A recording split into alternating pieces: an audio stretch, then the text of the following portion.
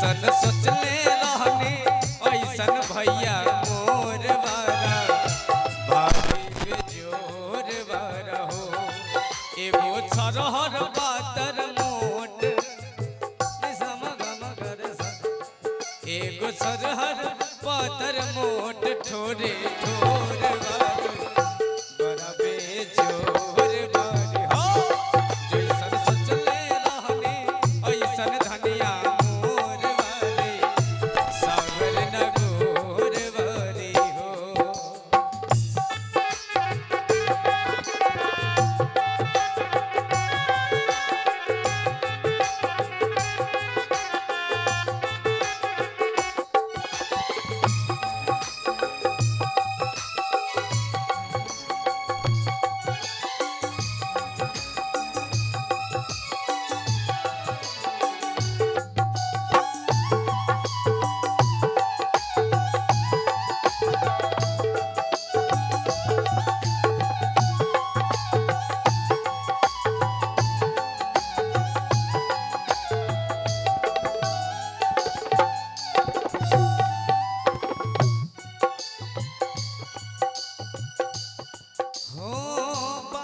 गोरे गोरे गाल कमल होठे लालेला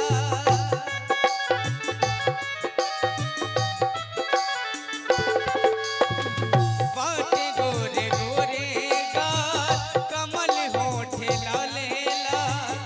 हंसलू त गले आबे होलई चिका सखा हंसलू त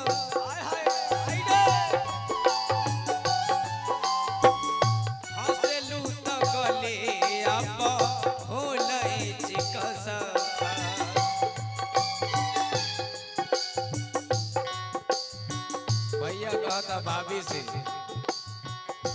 कि बन के हमरा जिंदगी बन के हमरा जिंदगी में आयल अंजोर बारा बड़ा कमजोर बारा हो जैसन